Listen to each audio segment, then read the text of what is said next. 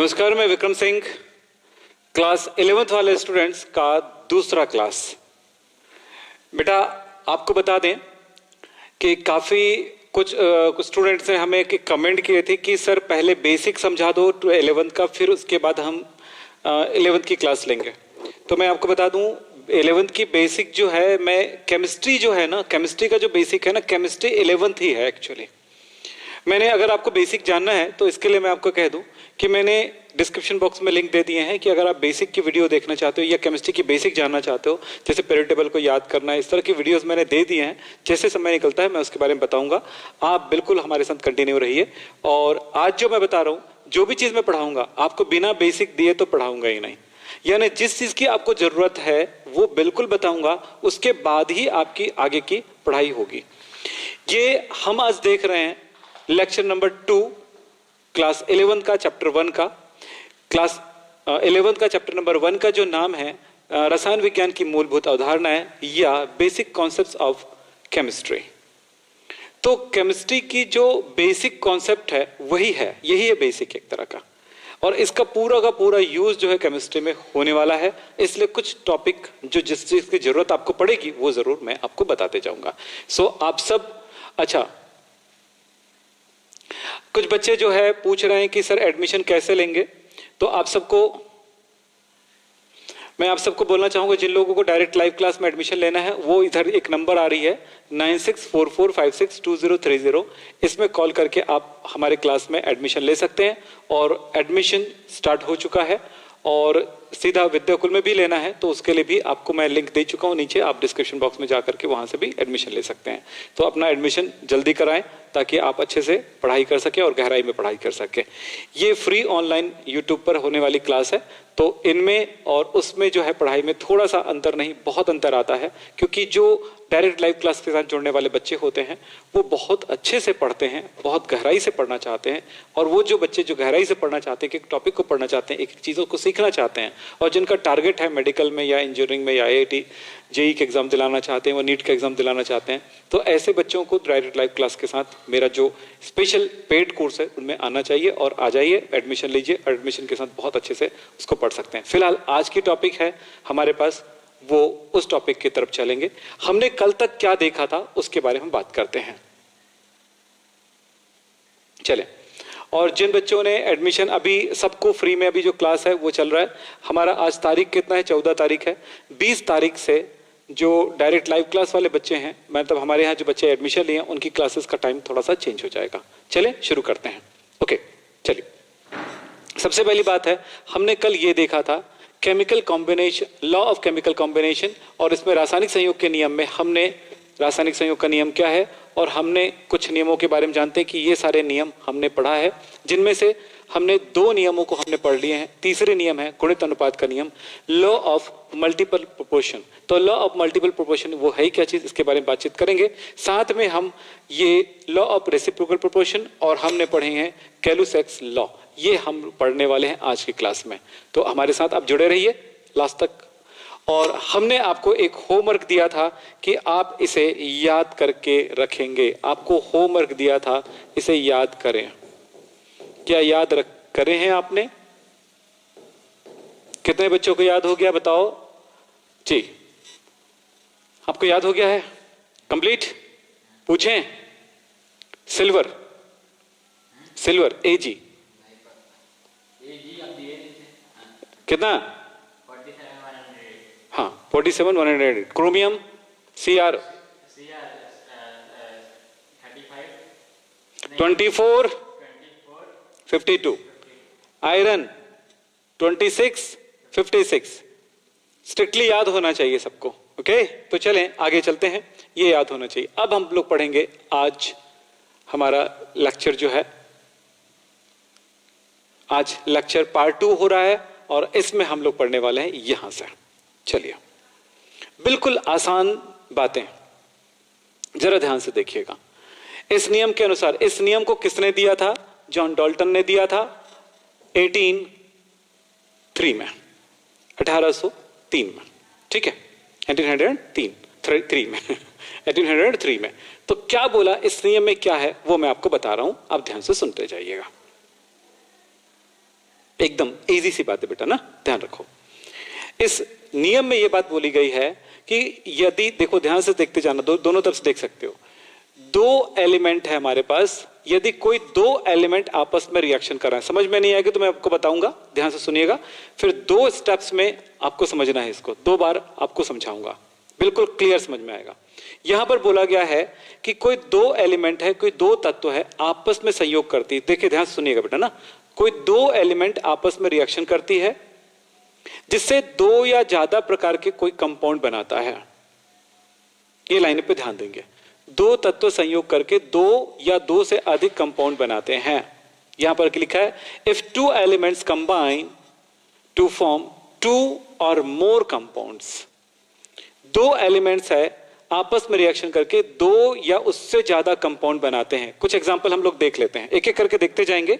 मैं इसको जब पूरा समझा दूंगा तब फिनिश हो जाएगा, तुम्हारा दिमाग क्लियर हो जाएगा। चलो देखें क्या बोला, मान लेते हैं एक एग्जांपल ले लेते हैं। आपको पता है कार्बन और ऑक्सीजन मिलकर के 2 तरह के कंपाउंड बनाता है, बोलो क्या बनाता है? कार्बन मोनोऑक्साइड, कार्बन डाइऑक्साइड, वैसे 3 प्रकार का बनाता है पर हम यहां पर 2 ही देखेंगे, ठीक है। ये बनाता है, वैसे ही एक एग्जांपल हो गया। दूसरे एग्जांपल में देखें, हाइड्रोजन और ऑक्सीजन के रिएक्शन से क्या बनते हैं। यहां पर भी मैं अब 2 टाइप के कंपाउंड के बारे में बात बता दूं। ये बनाता है H2O और H2O2 बनाते हैं। इसी तरह से थर्ड एग्जांपल देख लो, सल्फर और ऑक्सीजन रिएक्शन करके क्या बनाता है, अरे यार, ये 3 टाइप का कंपाउंड बनाएगा, SO, SO2 और SO3 टाइप का कंपाउंड बनाता है। इसी तरह से और बता दें आपको कि सल्फर और फ्लोरीन रिएक्शन कर जाए तो क्या बनाते हैं, ये बनाता है SF2, SF4 और SF6।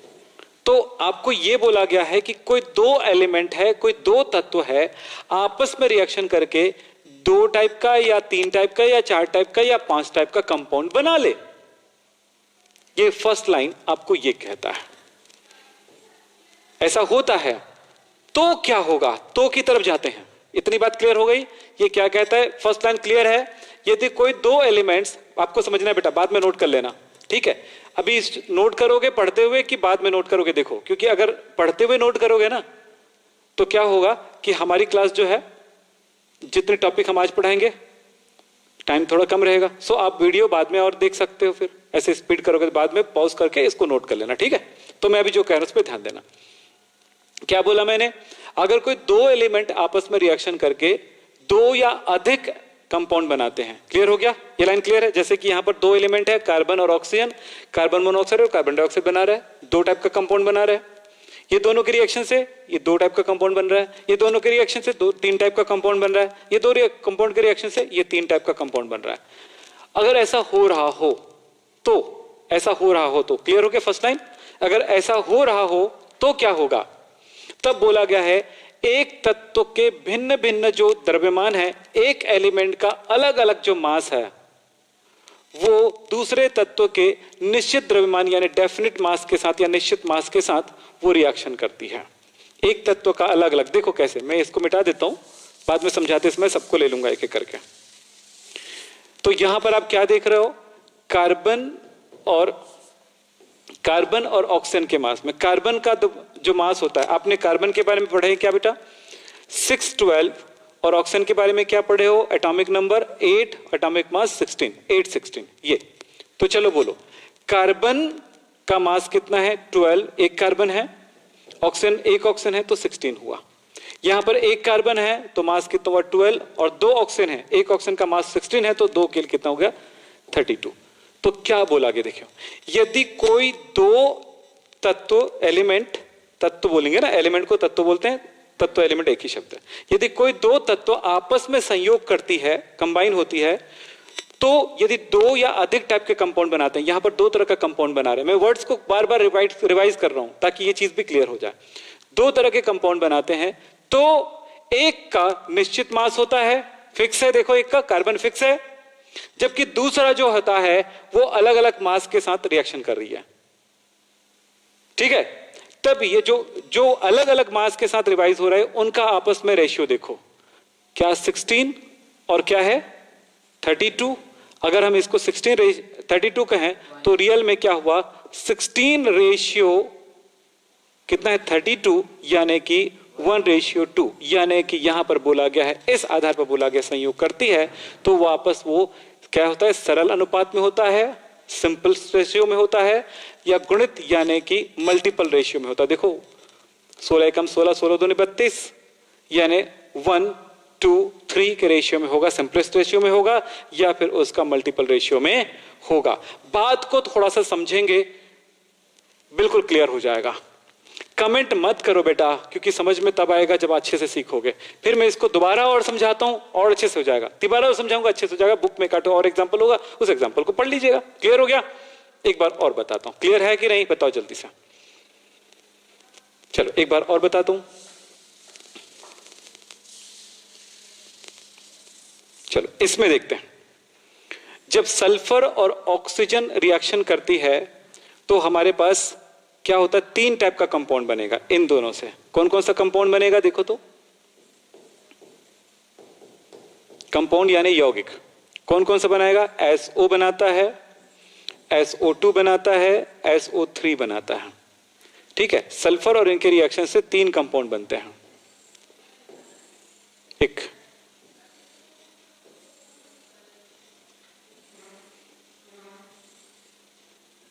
टेबल जैसा बना देता हूं समझाने के लिए। यहां पर सल्फर और ऑक्सीजन का रेशियो कितना है बताओ, बोलो सल्फर और ऑक्सीजन। सल्फर के लिए क्या याद है आपको, S1632, ऑक्सीजन 816। चलो मास देखते हैं, सल्फर का मास कितना है 32, इसमें भी 32 है, इसमें भी 32 है।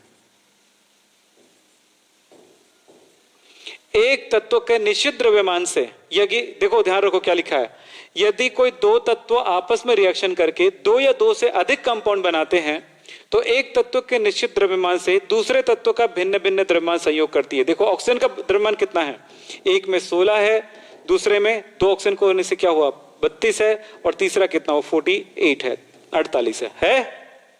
तो जो अलग अलग मास में जो रिएक्शन करने वाला एलिमेंट है उनका आपस में रेशियो क्या है, देखो 16 एकम 16, 16 दूनी 32, 16 तीन 48, तो कितना हुआ 1:2:3, यानी कि 1:3 में, यानी गुणित अनुपात में, जिसको हम सरल अनुपात कह सकते हैं, 1:2:3, यानी कि ऑक्सीजन का रेशियो आपस में ये है 1:3 में। यस, क्लियर हो गया? ये लाइन पूरी की तरह क्लियर है? बोलो। ये है कौन सी क्लास में पढ़ रहे इसको, क्लास 9th में, 9th में था आपका, और आज हम 11th में फिर से पढ़ रहे हैं। तो इस तरह से हम इनको लिख सकते हैं। तो ये किसका है, ऑक्साइड ऑफ सल्फर। नोट करना चाहो तो नोट कर सकते हो, ये इसका एग्जाम्पल, बढ़िया एग्जाम्पल है, ऐसे लिख सकते हो आप। चलिए समझ में आ गई बेटा। हम एक और नियम पढ़ेंगे जो ज्यादा टफ है, ज्यादा कठिन है। जैसा लिखा है मैं एक बार और आपको रिवाइज कर देता हूं, जैसा जैसे दिख रहा है। 2 तत्व संयोग करके 2 या 2 से यौगिक बनाते, अधिक यौगिक बनाते हैं। सल्फर और ऑक्सीजन से रिएक्शन, सल्फर ऑक्सीजन से रिएक्शन करके 3 कंपाउंड बना रहा है, 3 ऑक्साइड बना रहा है, 3 प्रकार के कंपाउंड बना रहा है, जिसमें से बोला गया है एक तत्व की भिन्न भिन्न द्रव्यमान, ऑक्सीजन के अलग अलग द्रव्यमान दूसरे तत्व के निश्चित द्रव्यमान, सल्फर के निश्चित द्रव्यमान से संयोग करती है, तो आपस में वह सरल अनुपात में या गुणित अनुपात में होता है। ये आपको आसानी से याद हो गया। बोलो बेटा, याद हो गया? यस बोलो। जो जैसा नोट करना है, हिंदी नोट करना है, इंग्लिश नोट करना है, हिंदी नोट करना है, जो नोट करना है कर लो यार जल्दी से, और फिर हम आगे बढ़ेंगे। राशिद सैफी आ गए, समझ आ गया बेटा राशिद? चलिए ठीक है, बिल्कुल क्लियर है, मजेदार है। अब आगे चलें। सारे स्टूडेंट्स एक ही काम करेंगे, अपने दोस्तों को ये वीडियो शेयर कर दें। इससे पहले कल एक वीडियो हुआ था, आज ये वीडियो है, अपने दोस्तों को शेयर कर दें ताकि वो भी केमिस्ट्री पढ़ सके। मैं बिना बेसिक पढ़ाए कोई चीज नहीं पढ़ाता हूं, कोई भी ऐसी चीज नहीं है जो कठिन हो, बस उस शब्द को समझना है आपको। BHU राम राम, क्या क्या नाम से हैं? अवधेश सिंह, नहीं समझ में आया अवधेश, दोबारा ये वीडियो देख लेना, आपको समझ में आ जाएगा। याद हो गया, वेरी गुड, वेरी गुड, बिल्कुल क्लियर है। ओके, अनिकेत मिश्रा, यस, चलो ठीक है। तो इस वीडियो को दोबारा देख लेना। और मैं कह रहा हूं कि डायरेक्ट लाइव क्लास में एडमिशन शुरू हो गया है, काफी स्टूडेंट ले चुके हैं। और हमारे ऑफलाइन वाले स्टूडेंट को भी मैं कह दूं कि ऑफलाइन वाले स्टूडेंट जिन लोग एडमिशन नहीं लिए वो भी ले लें। और अभी तो घर में ही बैठ के ऑनलाइन ही पढ़ना है आपको। जैसे ये क्या बोलते हैं, हमारा लॉकडाउन खत्म होगा फिर आपके स्टार्ट कर देंगे, आप यहाँ पे आ जाएंगे, स्टार्टिंग यहीं से। तो जो चल रहा है वो हो गया होगा, फिर उसके बाद ऑफलाइन स्टार्ट करेंगे। तो चलो ठीक है, तो वहां से पढ़ के आओगे, यहां से पढ़ोगे, बड़ा मजा आ जाएगा आपको। चलो ठीक है, जिनको क्लियर नहीं हुआ है सिंपल बात बता दूं बेटा, एक लास्ट फाइनल बात बोल दूं, इन्होंने कहा क्या है बता देता हूं। अगर दो एलिमेंट, दो तत्व रिएक्शन कर रही है, जैसे सल्फर और ऑक्सीजन दोनों रिएक्शन कर रहा है, ध्यान दो, चैटिंग में ध्यान नहीं देना ना, जो नो कह रहा है, चैटिंग में ध्यान दोगे तो नहीं क्लियर होगा कभी।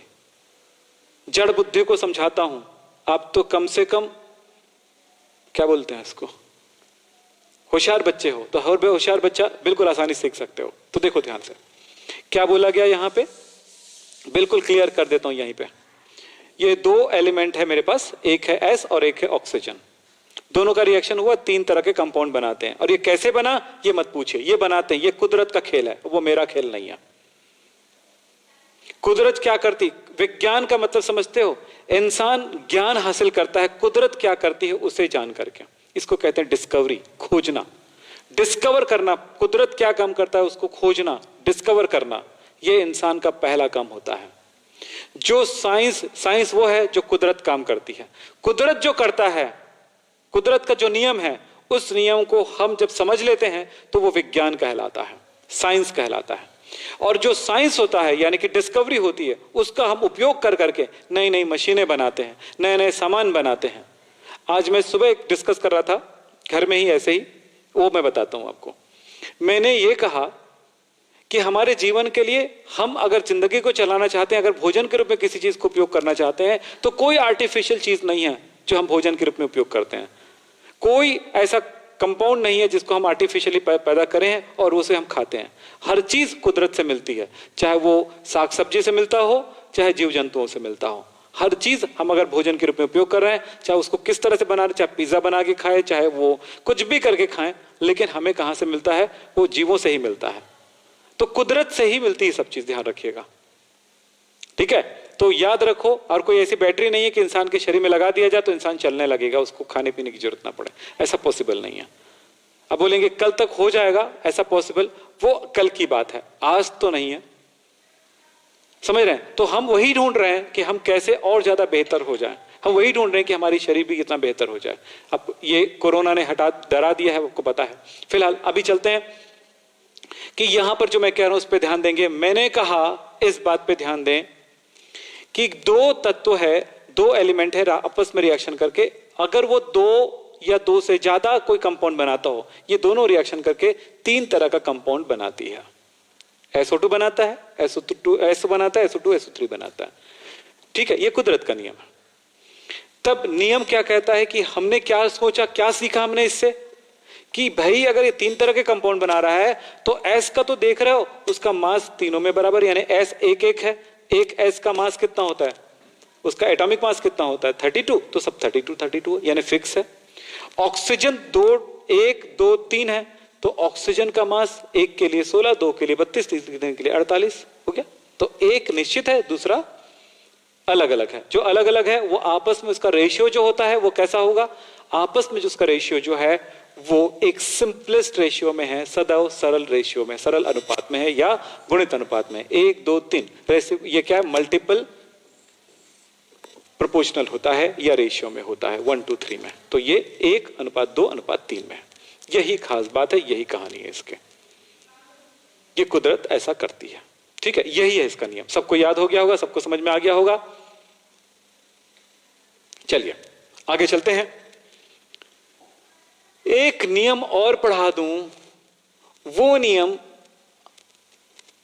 इस नियम को आपको कहूंगा मेरे पसीने नहीं छूट जाते हैं, स्टूडेंट के पसीने छूट जाते हैं, मेरे पसीने छूट जाते हैं, समझने वाले और समझाने वालों के पसीने छूट जाते हैं, क्योंकि बच्चे इसको बिल्कुल कवर करने से डरते हैं। तो मैं यहां पर जो समझाऊंगा उसको पहले समझ लो, फिर ये जो लिखा है उसको सिखाने वाला हूं। आपके पसीने नहीं छूटेंगे, मैं समझा रहा हूं, ध्यान से सुनना बेटा।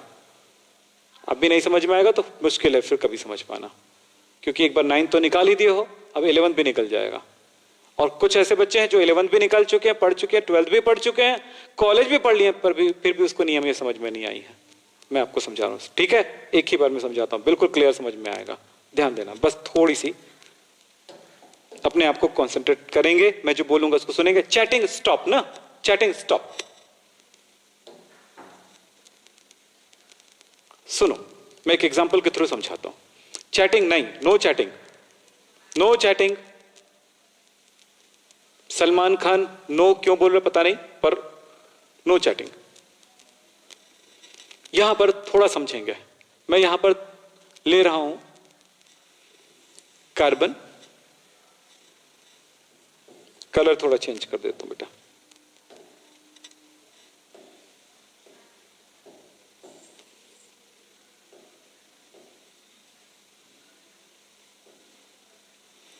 कार्बन थोड़ा सा पतला कर देता हूं।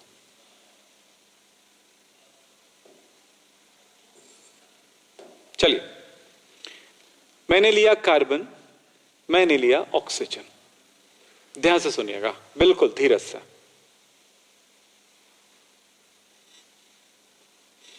ये कार्बन को मैं हाइड्रोजन से रिएक्शन करा रहा हूं। ध्यान दे, दो एलिमेंट है, दो अलग अलग तत्व है, दो अलग अलग एलिमेंट है, ठीक है? ध्यान सुनना। एक बार में ये कार्बन जब हाइड्रोजन से रिएक्शन करेगी तो क्या बनाएगा बता सकते हो? सिंपल CH4 बनता है। कार्बन के हाइड्रोजन से रिएक्शन से एक सिंपलेस्ट कंपाउंड बनता है, वो CH4 है। दूसरे तरफ देखो, दो अलग अलग एलिमेंट है, ध्यान देना, एक कार्बन ऑक्सीजन, दो एलिमेंट है। हम तीसरे एलिमेंट से उसके रिएक्शन करा रहे हैं, थर्ड एलिमेंट। थर्ड एलिमेंट कौन सा है? हाइड्रोजन। कार्बन की हाइड्रोजन से रिएक्शन कर रहे हैं, कार्बन की सॉरी दूसरे तरफ दूसरा एलिमेंट क्या है? दो एलिमेंट, एक कार्बन एक ऑक्सीजन। ध्यान देना, एक कार्बन एक ऑक्सीजन। कार्बन का रिएक्शन हाइड्रोजन से करा रहे हैं, ऑक्सीजन का रिएक्शन हाइड्रोजन से करा रहे हैं। ओके, तो मैंने यहां पर दूसरा एलिमेंट मेरे पास है ऑक्सीजन, ऑक्सीजन का रिएक्शन में करा रहा हूं हाइड्रोजन से, तो क्या बनता है? H2O।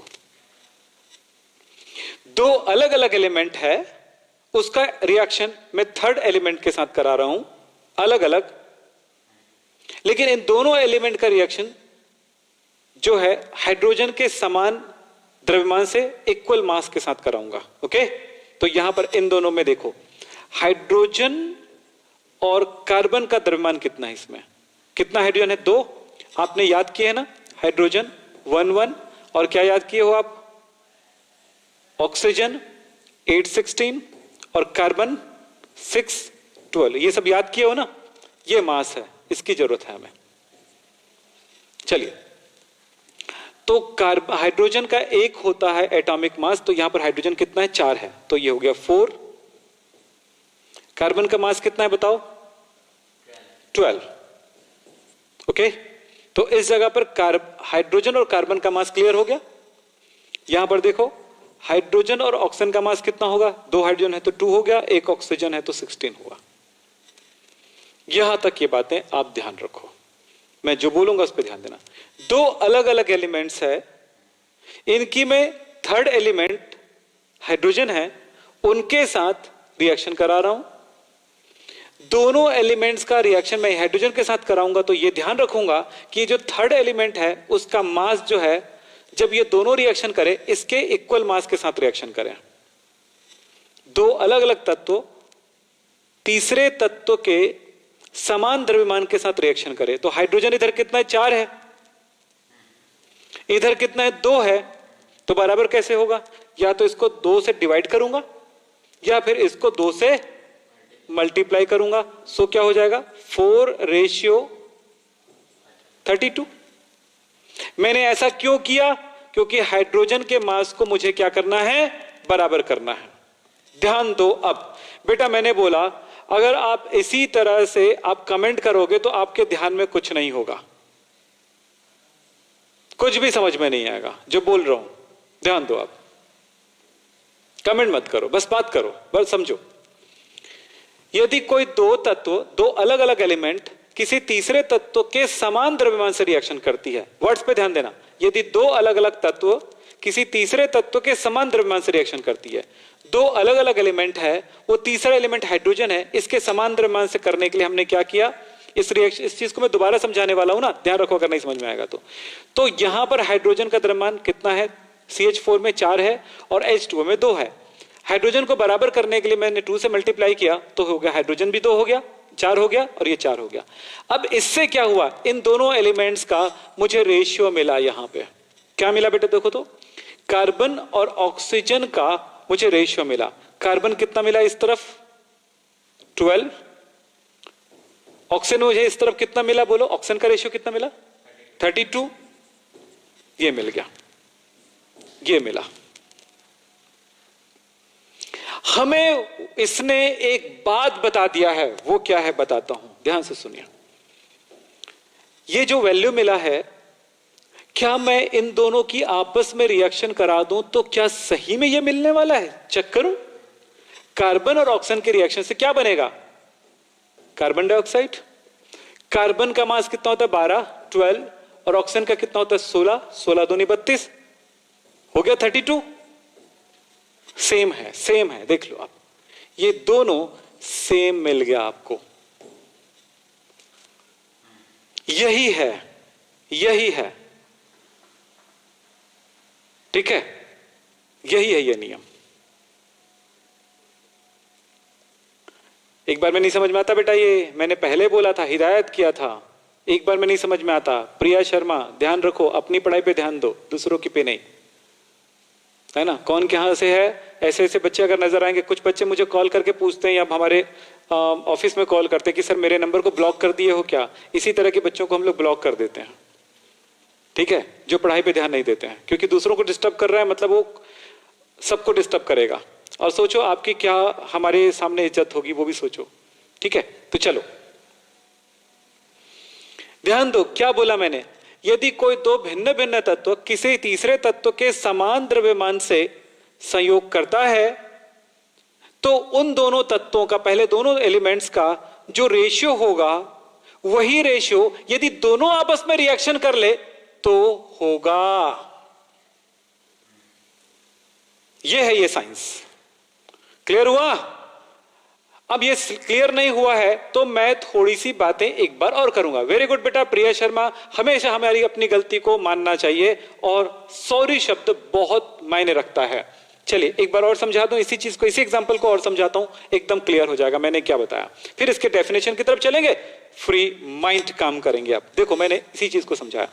यदि कोई दो एलिमेंट है, मैंने कार्बन और किसको, चलो जो दिया था उसी को लेके चलूंगा फिलहाल, फिर दोबारा तिबारा समझा दूंगा, फिर क्लियर हो जाएगा।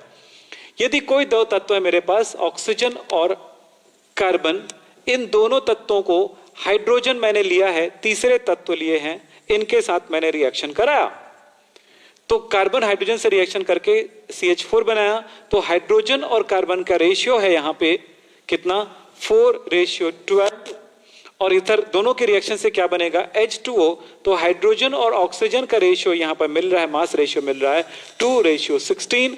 लेकिन यहां पर उन्होंने बोला है कि दो तत्व, कोई दो अलग अलग तत्व किसी तीसरे तत्व के समान द्रव्यमान से, यहां पर हाइड्रोजन और हाइड्रोजन समान नहीं है, इसको समान करना होगा। तो समान करने के लिए क्या करेंगे, इनटू इसको 2 कर दूं तो मुझे वैल्यू मिल गया 4:32। इसका मतलब है अब हाइड्रोजन ये समान हो गया है।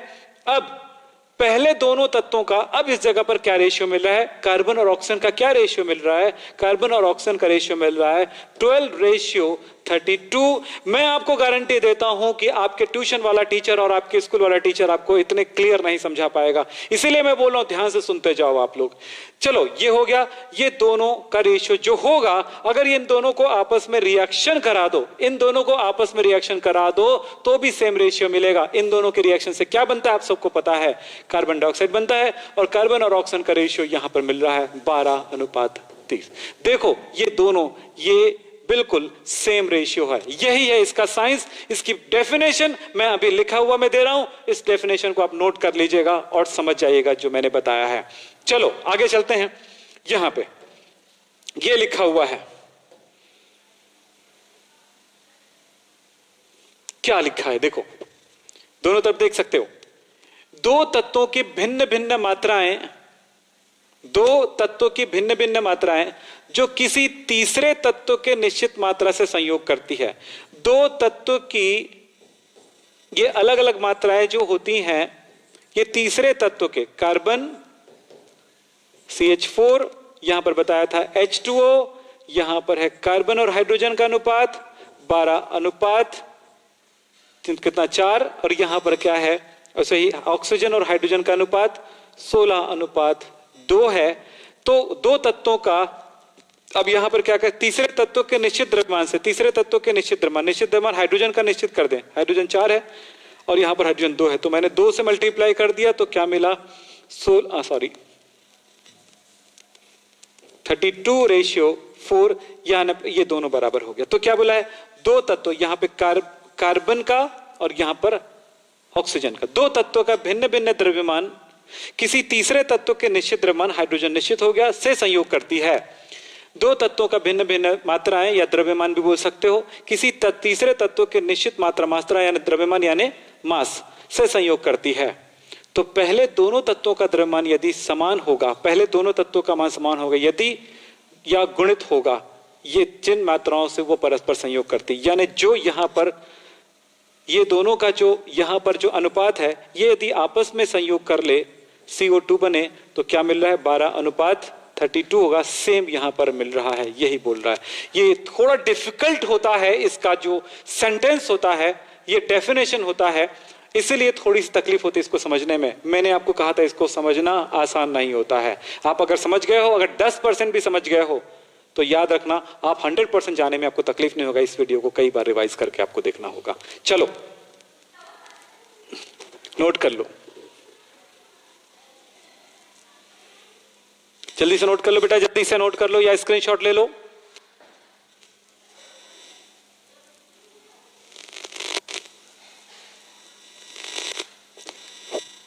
संदीप,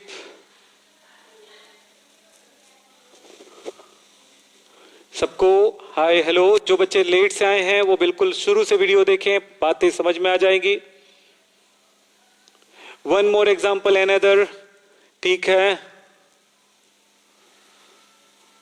और भी एग्जाम्पल देता हूं। पहले इसको समझ के रखो ना भाई, क्योंकि टाइम भी मायने रखता है बेटा। काफी टाइम हो चुका है, 10 बजने वाला है, रात हो गया है। हम भी ये चौथी या 5वीं क्लास है मेरा आज लेते हुए, और सारे स्लाइड्स बनाए, मैं भी थका हुआ बहुत। तो मैं इसको समझ जाओ, और दूसरी दो तीन एग्जाम्पल और आपको बुक में मिल जाएगा, उसको एक बार ट्राई करिएगा।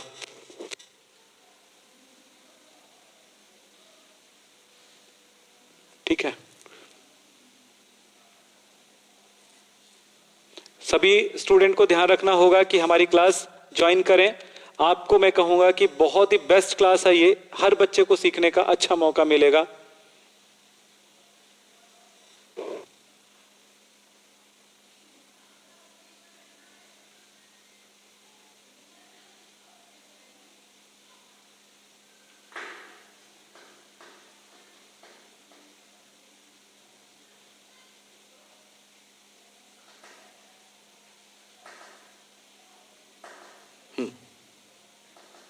चलो ठीक है, क्या हो गया, चले बढ़े आगे। अब एक और चीज है, वो ये फाइनल, हेलो, ये फाइनल एक और नियम बचा हुआ है, इस नियम को कंप्लीट कर देते हैं, फिर रासायनिक संयोग के सारे नियम आपका कवर हो जाएगा। ठीक है, कल 2 हमने लॉज देख लिए थे, आज हमने 3 देखने हैं, बस फाइनल लास्ट करते हैं। देखो ये सबसे सरल नियम है, बिल्कुल सिंपल सा। यहां पे कहेंगे यदि कोई रिएक्शन हो रही हो, और रिएक्शन में गैस भाग ले रहा हो, यानी कौन सा चीजें हैं रिएक्शन में पार्टिसिपेट करने वाला, कौन सा कंपाउंड है, कैसा कंपाउंड है, वो गैस है। गैसियस कंपाउंड अगर रिएक्शन कर रही है तो उनमें एक निश्चित रेशियो होता है, और यदि बनने वाला प्रोडक्ट भी गैस हो, ठीक है, मैंने क्या बोला, रिएक्शन करने वाली जो रिएक्टेंट है, अभिकर्मक है, वो गैस है, और उत्पन्न होने वाला भी जो प्रोडक्ट है वो भी गैस है। तो उस स्थिति में सबका जो वॉल्यूम होता है सेम टेम्परेचर सेम प्रेशर पर, वो एक क्या होता है, सिंपलेस्ट रेशियो में होता है, सरल अनुपात में होता है। समझ में आए? तो मैंने क्या क्या कहा? मैंने कहा रासायनिक अभिक्रियाओं में संयुक्त होती है, लिखा है रासायनिक अभिक्रियाओं में गैस अभिक्रिया करती है। रासायनिक अभिक्रिया में क्या क्रिया करती है? कौन कॉम्बिनेशन करता है, कंबाइन होता है? गैस कंबाइन होता है या बनती है। रासायनिक अभिक्रिया में गैस अभिक्रिया में भाग लेती है या बनती है, तो उनके आयतन में सरल अनुपात होता है, उसके उनके वॉल्यूम में क्या होता है, सिंपलेस्ट रेशियो होता है। ठीक है, एक एग्जांपल देखें। हाइड्रोजन क्लोरीन गैस है और बनने वाला HCl भी गैस है। अगर इन दोनों के रिएक्शन में हम देखें तो क्या दिख रहा है, इसका वॉल्यूम 1 है, Cl, मैं यहां पर लिख के दिखा देता हूं, H2 Cl2, इनको रिएक्शन से बनता है HCl, बैलेंस करेंगे तो ये मिला। तो इसका वॉल्यूम कितना है, 1 है, इसका वॉल्यूम 1 है और इसका वॉल्यूम है 2। तो क्या हुआ, रेशियो क्या हुआ बेटा बोलो तो गैसों का रेशियो क्या हुआ, 1:1:2। तो कैसा रेशियो हुआ, सिंपल रेशियो हुआ, सरल अनुपात हुआ। तो यही कह रहा है। और भी एग्जांपल दे देता हूं, चलिए नाइट्रोजन एक गैस है, हाइड्रोजन भी एक गैस है, रिएक्शन करके बनाता है अमोनिया, ये भी गैस है। अगर मैं इसको बैलेंस करूं तो क्या मिलने वाला है, नाइट्रोजन को 2 कर दूं तो ये हो गया 3। अब बताओ ये मॉलिक्यूल कितना है, 1 है, तो इसका वॉल्यूम हुआ, इसका वॉल्यूम 3 हुआ, इसका वॉल्यूम 2 हुआ। तो तीनों के बीच में रेशियो क्या मिला बताओ तो, 1:3:2, 1:3:2, यानी कि रेशियो क्या मिला, 1:2, सिंपल रेशियो मिला। बस यही है। बस इतना ध्यान रखना कि सभी चीजें समान ताप और समान दाब पर, सारे गैसों का जो वॉल्यूम है उससे जब क्या कर लें, मेजर कर लें या नाप लें, तो वो कैसा होगा, किसमें नापेंगे, समान ताप और समान दाब पर, यानी कि समान कंडीशन पर ही उसको टेम्परेचर एंड प्रेशर का कंडीशन सेम होना चाहिए सभी गैसों के लिए। बिल्कुल क्लियर है, ये बहुत आसान है और मुझे लगता है कि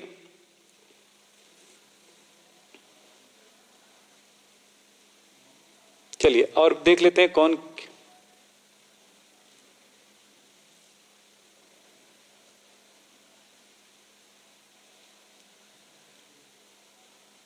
हाँ जो बच्चे पढ़ने वाले हैं वो ध्यान रखें।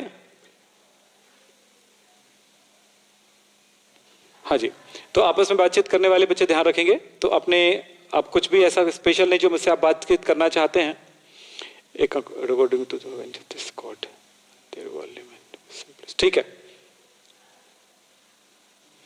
हाँ जी, सबको क्लियर है बेटा?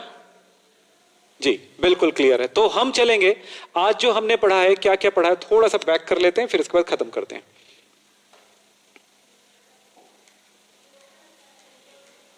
आपने गुणित अनुपात का नियम देखा, इसमें क्या कहा था, कोई दो एलिमेंट्स आपस में संयोग करके दो या दो से अधिक कंपाउंड बनाती है।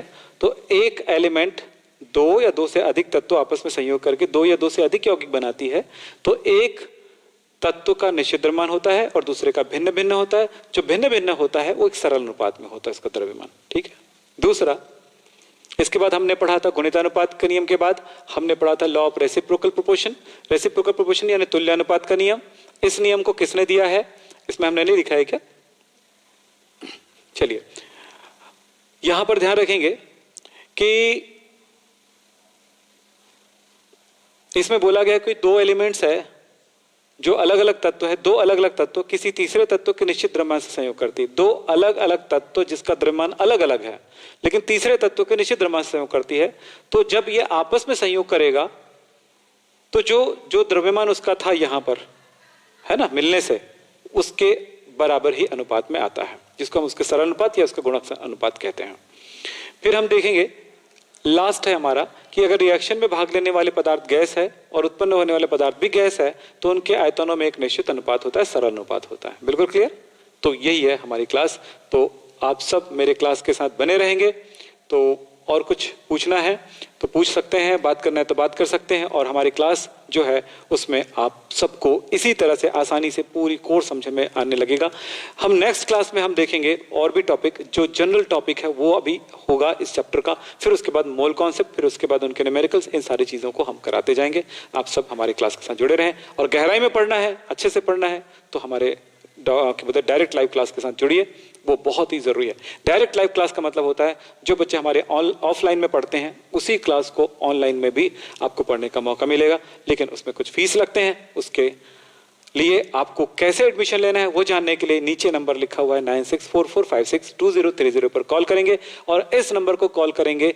टाइम है सुबह 10 बजे से शाम को 4 बजे तक और संडे ऑफ रहेगा, ये ध्यान रखिएगा। ठीक है, तो आज की क्लास यहीं पे समाप्त करते हैं। नमस्कार, धन्यवाद।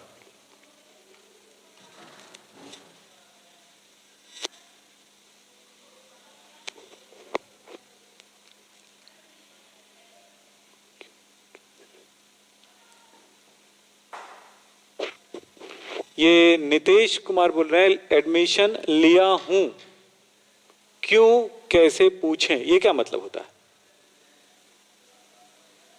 ठीक से लिखो, क्या लिखना चाहते हो आप? क्या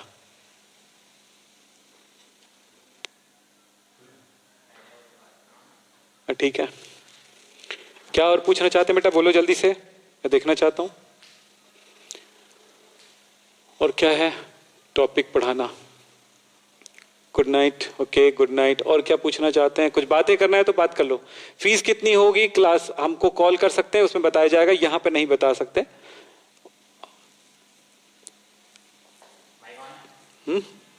हाँ जी, माइक ऑन है। ठीक है, बुक नेम बताएं सर।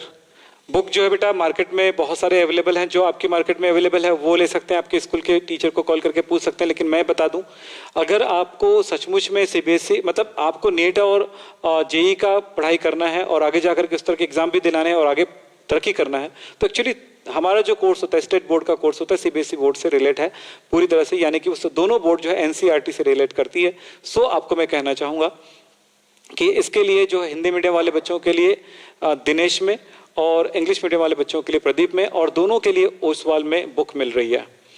और बहुत सारे बुक हैं जिसके बारे में हम कह सकते हैं, लेकिन फिलहाल तो मैं मूल रूप से मैंने बुक बोला। और कौन सा? एस चंद की भी बुक बहुत अच्छी आ रही है। तो जो भी बुक है आप अपनी तरफ से चूज कर सकते हो, और मेरे हिसाब से बहुत अच्छी बुक स्टूडेंट के लिए होता है। दिनेश की बुक बहुत बढ़िया है, और मीडियम, दोनों मीडियम में सारे बुक्स अवेलेबल है, ध्यान रखिएगा। और कुछ? तो आज की क्लास यहीं पे समाप्त करेंगे। नमस्कार, धन्यवाद। तो इस टाइम जिन बच्चों को पढ़ना है इस टाइम पे रेगुलर रहे। Thank you.